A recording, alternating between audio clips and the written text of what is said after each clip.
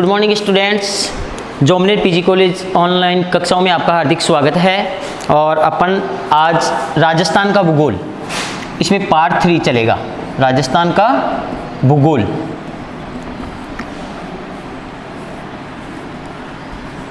देखो, वही मैप के माध्यम से अपन थोड़ा सीखेंगे। पहले इंडिया का बनाता हूँ और उसी में राजस्थान का बना लेंगे अपन।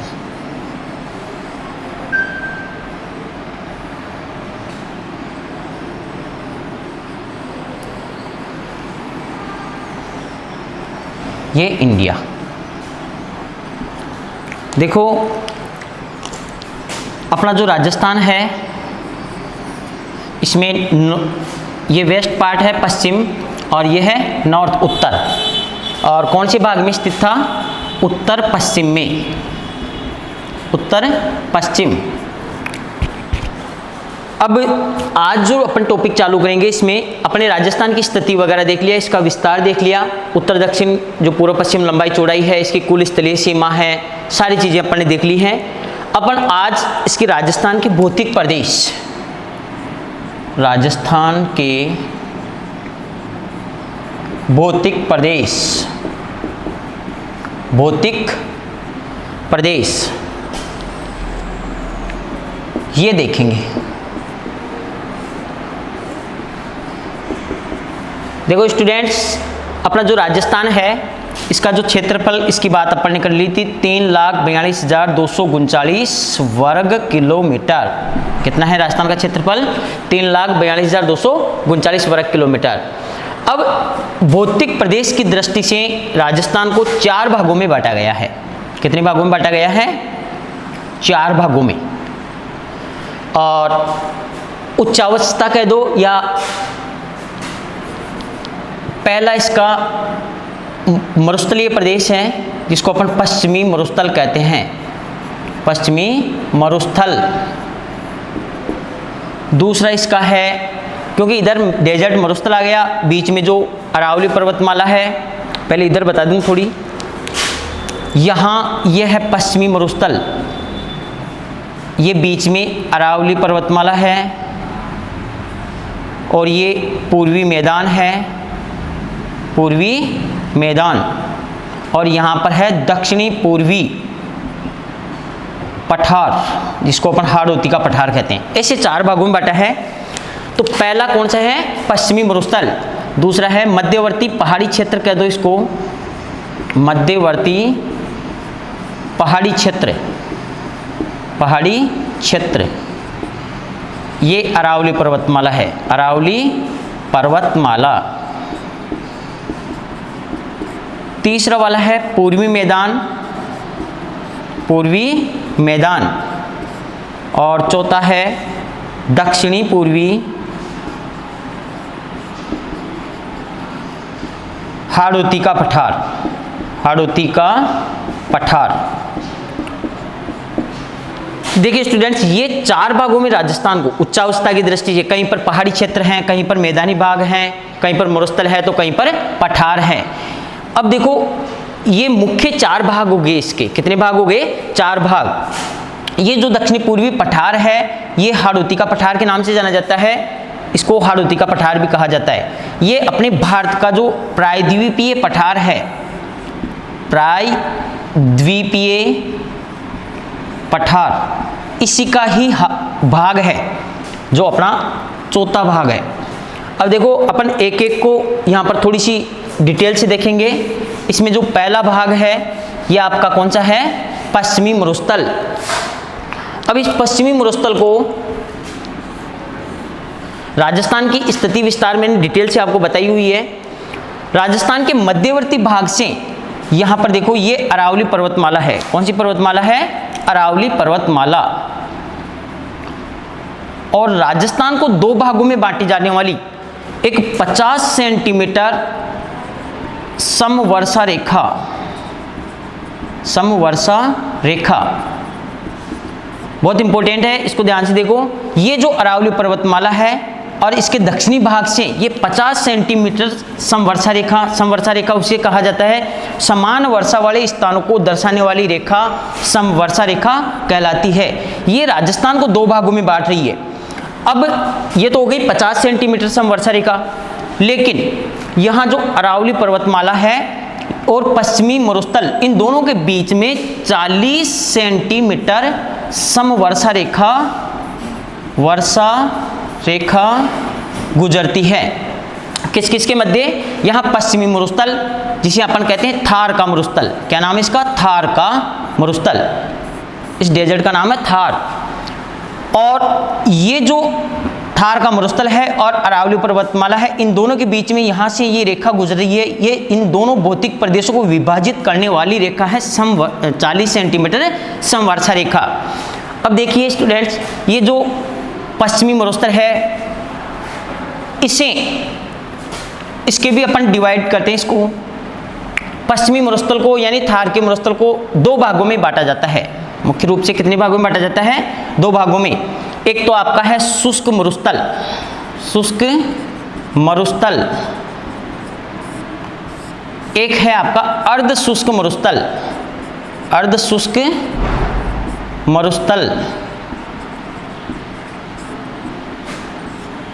राजस्थान में जैसे जैसे ये दक्षिणी भाग है, ये पूर्वी भाग है, ये उत्तर है और ये पश्चिम, दक्षिण पूर्व से उत्तर पश्चिम की ओर जैसे जैसे यहाँ बढ़ते हैं, वर्षा की मात्रा घटती जाती है। यहाँ दक्षिणी पूर्वी भाग में इधर वर्षा अच्छी होती है, लेकिन उत्तर पश्चिमी भाग में वर्षा बिल्कुल कम 10 से 15 सेंटीमीटर के लगभग होती है। तो इस हिसाब से इस पश्चिमी मरुस्थल को दो भागों में बांट दिया, डिवाइड कर दिया। कौन कौन से हुए? शुष्क मरुस्थल और अर्ध शुष्क मरुस्थल। अब देखो, ये जो शुष्क मरुस्थल है, इसको भी दो भागों में बांटते हैं। एक तो है बालुका युक्त प्रदेश,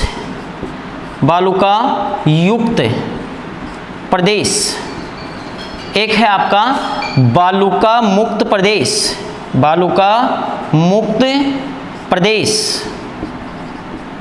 मैं भी इनको थोड़ा थोड़ा समझा दूंगा। पहले इसके जो क्लासिफिकेशन है, वर्गीकरण, इसका ये बता देता हूँ। पहले पश्चिमी मरुस्थल को मुख्य दो भागों में बांटा, शुष्क प्रदेश और अर्ध शुष्क प्रदेश। फिर बाद में जो शुष्क मरुस्थल है, इसके भी दो भाग कर दिए, एक तो बालुका युक्त प्रदेश और एक बालुका मुक्त प्रदेश। अब बालुका युक्त प्रदेश में देखो, जो बालुका यानी कि जो रेत के टीले हैं, उनको अपन बालुका युक्त प्रदेश के नाम से जानते हैं, और जहां पर रेत के टीले नहीं होते हैं वहां पर बालुका मुक्त प्रदेश है। अब इसमें कौन कौन सी आकृतियां बनती है? मरुस्थलीय आकृतियां, जो जिसे साहब अनुदैर्ध्य है, अनुप्रस्थ है, बरखान है और तारा बालुका स्तूप है। जो बालुका स्तूप है कितने प्रकार के हैं यहां पर मैं बता देता हूं। एक तो आपका है अनुदैर्ध्य, और एक आपका है अनुप्रस्थ बालुका स्तूप, अनुप्रस्थ बालुका स्तूप। एक आपका है बरखान, एक आपका है तारा बालुका स्तूप। ये हो गए आपके बालुका स्तूप। बहुत इंपॉर्टेंट चीजें हैं, देखो इनको समझना है आपको। जो शुष्क प्रदेश हैं और अर्ध शुष्क प्रदेश हैं, इन दोनों के बीच में यहाँ पर एक 25 सेंटीमीटर की समवर्षा रेखा गुजरती है।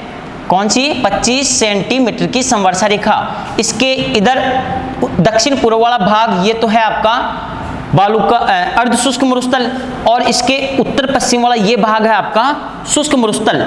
यहाँ पर इसके दो भाग किए, बालुका युक्त प्रदेश जिसमें बालुका स्तूप पाए जाते हैं, और एक होता है बालुका मुक्त प्रदेश, यहाँ बालुका स्तूप नहीं पाए जाते हैं। यहाँ पर जो ये बालुका स्तूप है, इनके थोड़ी सी जो प्रकार है थोड़ा थोड़ा बता देता हूँ मैं। अनुदैर्ध्य, जहाँ पर हवाएं चलती हैं, हवाओं से जो मिट्टी होती है, रेत होती है, वो समकोण की आकृति में, समकोण समझना इसको, समकोण की आकृति में जब हवाएं चलेगी और आकृतियां बनेगी, इसको अनुदैर्ध्य बालुका स्तूप कहा जाता है। अनुप्रस्थ बालुका स्तूप, जहां पर रेत जिसे हवा चलती है समानांतर हवाएं, जिसे 180 डिग्री का कोण होता है, जब चलेगी और बालुका स्तूप बनेंगे तो वो अनुप्रस्थ बालुका स्तूप कहलाते हैं। यहाँ पर ये बरखान है, आपने अर्धचंद्राकार आकृति, आधा चांद जिसको अपन कहते हैं, अर्धचंद्राकार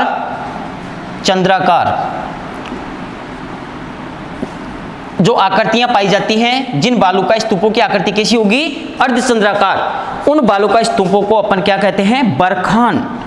और जहां से हवाएं, चारों तरफ से हवाएं आएगी, वहां पर तारा बालुका स्तूप बनते हैं। चारों दिशाओं से हवाएं आती हैं और जिन बालुका स्तूपों का निर्माण होता है, वहां उन बालुका स्तूपों को कौन से बालुका स्तूप कहा जाता है, तारा बालुका स्तूप। तो यहाँ जो शुष्क प्रदेश है, इसमें जो बालुका स्तूप युक्त प्रदेश है, यहाँ पर ये सारे के सारे बालुका स्तूप बनते हैं। अब देखो बालुका मुक्त प्रदेश, यहाँ पर मैं आपको जो मरुस्थल है, डेजर्ट, ये 3 प्रकार का होता है, उसको भी थोड़ा समझा देता हूँ। मरुस्थल जैसे साहब अर्घ या ईर्घ, बहुत इंपॉर्टेंट चीज है, आपको पूछा जाता है परीक्षाओं में, अर्घ या ईर्घ। दूसरा है रेग और एक है हम्मादा। देखो आपको समझना है, यहां पर अर्घ या ईर्घ जो रेतीला मरुस्थल होता है, कौन सा मरुस्थल, रेतीला, उसको अपन क्या कहते हैं, अर्घ या ईर्घ, बिल्कुल रेतीला मरुस्थल होगा। एक होता है हम्मादा, ये होता है चट्टानी मरुस्थल। कौन सा मरुस्थल होता है, चट्टानी, जहां पर रेत नहीं होती है। और ये रेग होता है, ये दोनों का मिश्रण होता है, जहां रेतीला प्लस चट्टानी, ये दोनों जहां पर पाए जाते हैं, उसे रेग मरुस्थल के नाम से जाना जाता है। अर्घ या ईर्घ होता है वो रेतीला मरुस्थल होता है, और हम्मादा यानी कि जहां पर चट्टानी मरुस्थल है। अब देखो ये चट्टानी मरुस्थल कहाँ है,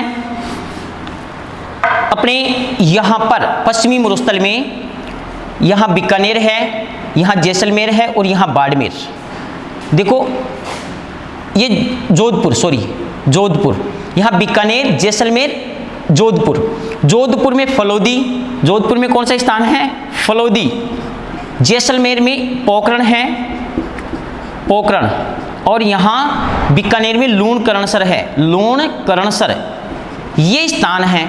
और यहां पर तीनों में स्थानों पर जो एक ये ट्रिपल मतलब त्रिभुजाकार आकृति बन गई, यहां पर ये हम्मादा पाया जाता है। क्या पाया जाता है, हम्मादा। इसे अपन क्या कहते हैं, चट्टानी मरुस्थल। ध्यान रखना है आपको, कौन सा, बीकानेर में लूणकरणसर है, जैसलमेर में पोखरण है, और यहां जोधपुर में फलोदी स्थान है। ये त्रिभुजाकार आकृति बन गई आपकी, यहां पर ये पाया जाता है। अब देखो मैं आपको यहां पर मरुस्थल के बारे में बता रहा था। पश्चिमी जो मरुस्थल है, इसके 2 भाग कर दिए अपन ने। 2 कौन से, एक तो शुष्क मरुस्थल, जहां पर 25 सेंटीमीटर से कम वर्षा होती है। इस पश्चिमी मरुस्थल को 2 भागों में बांटने वाली रेखा कौन सी है, 25 सेंटीमीटर। अब इसके उत्तर पश्चिम वाला भाग शुष्क मरुस्थल वाला क्षेत्र कहलाता है, और यह कहलाता है अर्ध शुष्क। कौन सा कहलाता है, अर्ध शुष्क प्रदेश या मरुस्थल। इसको 2 भागों में बांटा, शुष्क मरुस्थल को बालुका युक्त प्रदेश, बालुका युक्त यानी यहां पर बालुका स्तूप पाए जाते हैं, और ये बालुका मुक्त है, बालुका मुक्त हैं। अब यहां तक ये डिटेल आपको बता दी मैंने। अब जो अर्ध शुष्क प्रदेश हैं, यानी इस 25 सेंटीमीटर वर्षा रेखा के दक्षिणी पूर्वी वाला भाग और अरावली के ऊपर वाला भाग, ये जो प्रदेश हैं, इसको भी 4 भागों में बांटा जाता है। कितने भागों में, 4 भागों में। पहला भाग है आपका घग्गर बेसिन। कौन सा है, घग्गर बेसिन। दूसरा है आपका लूणी बेसिन, ये नदियां हैं, लूणी बेसिन। और तीसरा है आपका नागौरी उच्च भूमि, नागौरी उच्च भूमि, जो बांगड़ प्रदेश के नाम से जाना जाता है। और जो चौथा है आपका कौन सा है, शेखावाटी प्रदेश, शेखावाटी प्रदेश। देखिए यहां ये अपन ने अर्धशुष्क प्रदेश देख लिया, शुष्क प्रदेश देख लिया। अब अर्धशुष्क के ये 4 डिवाइडेशन हैं। घग्गर नदी राजस्थान की सबसे लंबी आंतरिक प्रवाह की नदी है, और नदियों की पूरी व्याख्या तो मैं आपका जो ड्रेनेज सिस्टम अपना चलेगा, अफवाह तंत्र, नदियां, झीलें वगैरह, उसमें देखेंगे। लेकिन यहाँ पर अपन भौतिक प्रदेश देख रहे हैं। जो अर्धशुष्क प्रदेश है, इस क्षेत्र में ये नदियां बहती हैं 2 तो घग्गर बेसिन, घग्गर नदी आपके हिमाचल प्रदेश में शिवालिक पर्वत पर कालका नामक स्थान से निकलती है, और यहाँ गंगानगर हनुमानगढ़ में टिब्बी नामक स्थान में प्रवेश करती है और गंगानगर और हनुमानगढ़ 2 जिलों में बहती है। तो यहाँ इधर से नीचे से बहेगी, तो इस क्षेत्र को तो क्या कहा जाता है, घग्गर बेसिन। जिस क्षेत्र से ये घग्गर नदी बह करके जाती है राजस्थान में से, उस क्षेत्र को घग्गर बेसिन के नाम से जाना जाता है। दूसरा है लूणी बेसिन। लूणी नदी अजमेर जिले में, यहाँ अजमेर जो जिला है इसके नाग पहाड़ से निकलती है, लेकिन ये मरुस्थलीय क्षेत्रों में बह करके फिर आती है नीचे। तो जिस जिस क्षेत्र में, ये 6 जिलों में बहती है राजस्थान में, जिन क्षेत्रों से ये बह के आती है उस क्षेत्र को, बेसिन का मतलब होता है वह क्षेत्र जो जिस नदी, वह नदी जो उस क्षेत्र से होके बहती है, उसी को बेसिन कहा जाता है। अब ये लूणी बेसिन है। तीसरा वाला है नागौरी उच्च भूमि। इसमें नागौर, झुंझुनू, ये इसका कुछ क्षेत्र आ जाता है। और जो शेखावाटी प्रदेश है, इसको बांगड़ प्रदेश के नाम से भी जाना जाता है। शेखावाटी प्रदेश में 3 जिले आते हैं, सीकर, चूरू और झुंझुनू। अब इसको अर्ध शुष्क क्यों कहा जाता है? अर्ध शुष्क प्रदेश को अपने 4 भागों में बांट दिया। अब क्योंकि यहाँ 25 सेंटीमीटर से अधिक वर्षा होती है और इधर उत्तर पश्चिम वाले भाग में 25 सेंटीमीटर से भी कम वर्षा होती है, तो ये प्रदेश तो शुष्क प्रदेश के नाम से जाना जाएगा और इधर वाला अर्ध शुष्क है। शुष्क का भी 2 भाग किए थे, बालू का युक्त प्रदेश और बालू का मुक्त प्रदेश। अब अर्ध शुष्क प्रदेश हैं, इसको भी अपने 4 भागों में बांट दिया, घग्गर बेसिन, लूणी बेसिन, नागौरी उच्च भूमि और शेखावाटी प्रदेश। अब देखिए आप यहाँ पर थोड़ा सी और ध्यान से देखिए, जो मैंने यहाँ पर बताया था अभी, बालू का युक्त प्रदेश में जैसे बालू का स्तूप पाए जाते हैं, बालू का स्तूप, मिट्टी के ढेर जिनको कहा जाता है। इसमें भी 4 प्रकार बताए थे, अनुदैर्ध्य, एक अनुप्रस्थ, एक आपका बरखान और एक आपका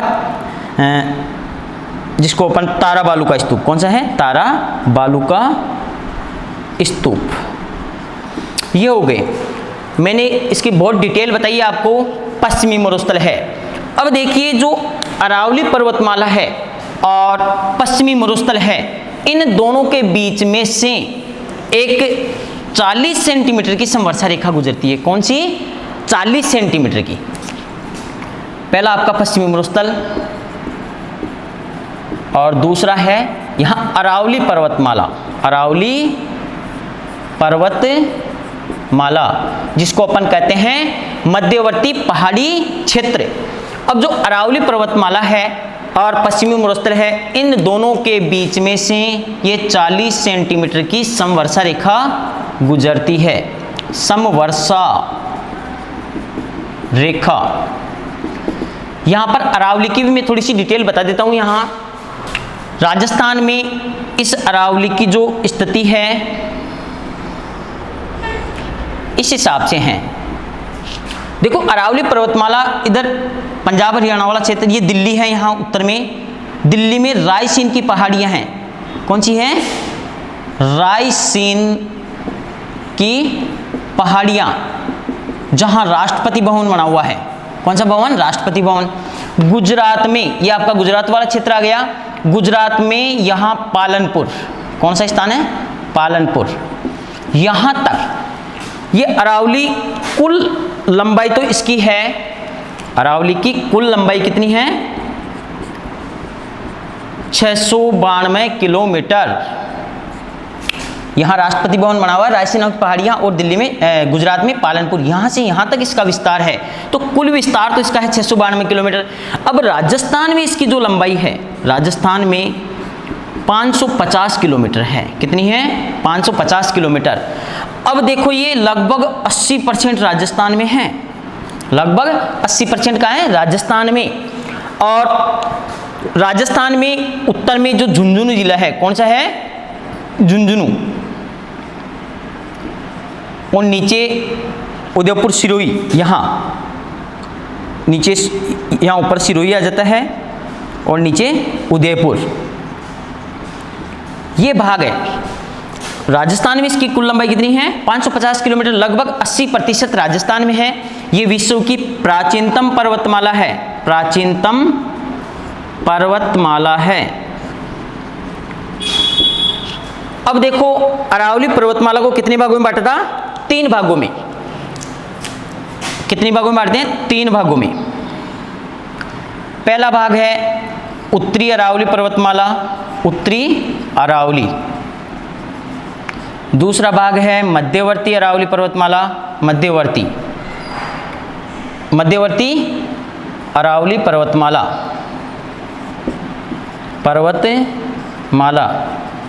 तीसरा भाग है दक्षिणी अरावली पर्वतमाला। राजस्थान में लंबाई कितनी है इसकी? 550 किलोमीटर। अब देखिए जो अरावली पर्वतमाला है इसकी जो सबसे ऊंची चोटी है वो है गुरु शिखर, और वो कौन से जिले में है? सिरोही, माउंट आबू। माउंट आबू कहाँ है? माउंट आबू ये है सिरोही में आपकी। और गुरु शिखर की जो ऊंचाई है 1722 मीटर है। मीन सी लेवल समुद्र तल से, जो मीन सी लेवल देखते हैं ना, MSL मीन सी लेवल, भारत का जो औसत समुद्र तल है, यहाँ चेन्नई वाला लेते हैं, चेन्नई का, क्योंकि जो भारत की जो सीमा है 6100 किलोमीटर है, कहीं पर ज़्यादा गहरी है कहीं पर कम है, तो इसका औसत रूप कहाँ से लिया जाता है? चेन्नई से, मीन सी लेवल। यहाँ से इस गुरु शिखर की ऊंचाई है 1722 मीटर। अब ये हो गया आपका उत्तरी अरावली पर्वतमाला, बीच में मध्यवर्ती अरावली पर्वतमाला, और तीसरा है दक्षिणी अरावली पर्वतमाला। मध्यवर्ती अरावली पर्वतमाला में सिर्फ राजस्थान का एक ही जिला आता है और वो है अजमेर। कौन सा है? अजमेर। जैसे अजमेर है, इसमें यहाँ तारागढ़ है, इसकी ऊंचाई है, नाग पहाड़ है, ये सारी की सारी ये अरावली पर्वतमाला यहाँ से यहाँ तक एक साथ न होकर के कहीं से भी एक कटी फटी भी है। इसके अभी थोड़ी फायदे नुकसान भी अपन देख लेंगे 2 ही मिनट में। ये अरावली पर्वतमाला को अपन ने कितने भागों में बांट दिया? 3 भागों में। उत्तरी अरावली पर्वतमाला, मध्यवर्ती अरावली पर्वतमाला और दक्षिणी। मध्यवर्ती में ये अजमेर वाला जिला आता है, दक्षिण में जैसे इधर आ गया सिरोही आ गया, उदयपुर है, यहाँ चित्तौड़गढ़ वाला पार्ट आ गया साइड में, और इधर राजसमंद आ गया, राजसमंद। 4-5 जिले हैं इधर, और ये अजमेर है। अब उत्तरी अरावली पर्वतमाला में आपके जैसे साहब जयपुर भी आता है, इसमें कुछ झुंझुनू का पार्ट आ जाता है, यहाँ अलवर है, और नीचे सीकर वाले पार्ट का भी कुछ भाग आ जाता है। तो 4-5 जिले इसमें हैं। तो ये अरावली पर्वतमाला थी। अरावली पर्वतमाला का एक ये फायदा है कि जो पश्चिमी मरुस्थल है, जो पहला वाला भाग अपन ने देखा था, इसका विस्तार, अगर अरावली पर्वतमाला यहाँ नहीं होती तो पूरा का पूरा ये यहाँ राजस्थान में ये मरुस्थल फैल जाता। और एक थोड़ा सी इसका नुकसान भी है कि जो मानसून तंत्र है इसका, जो एक पार्ट मैंने इंडिया ज्योग्राफी का बनाया था, उसमें पूरी डिटेल अभी समझा ही नहीं है, मानसून के बारे में बताया है। लेकिन मानसून जैसे आता है, और अरावली पर्वतमाला मानसून के समानांतर होने की वजह से इसका उत्तरी पश्चिमी भाग ये सूखा रह जाता है, और राजस्थान के पश्चिमी मरुस्थल में वर्षा बहुत कम हो पाती है। इसीलिए ये तो है इसका नुकसान कि साहब अरावली पर्वतमाला दक्षिणी पश्चिमी मानसून के समानांतर हैं, इसलिए इस पश्चिमी मरुस्थल या उत्तरी पश्चिमी भाग में वर्षा कम हो पाती है। और इसका बहुत ज़बरदस्त फायदा ये है कि ये इस पश्चिमी मरुस्थल को आगे बढ़ने से रोक रही है। क्या कर रही है? इस पश्चिमी मरुस्थल को आगे बढ़ने से रोक रही है। तो अपने राजस्थान के जो 4 भाग किए थे, उनमें से 2 का अपन ने यहाँ पर अध्ययन कर लिया है। बाकी जैसे पहला हो गया पश्चिमी मरुस्थल, और दूसरा है अरावली पर्वतमाला। अब तीसरा इसका पूर्वी मैदान, और चौथा दक्षिणी पूर्वी पठार, जिसको अपन क्या कहते हैं? हाड़ौती का पठार। हाड़ौती का पठार। इन दोनों पार्टों की चर्चा अपन अगले वीडियो में करेंगे। और इतना आज इसमें इतना ही। Thank you.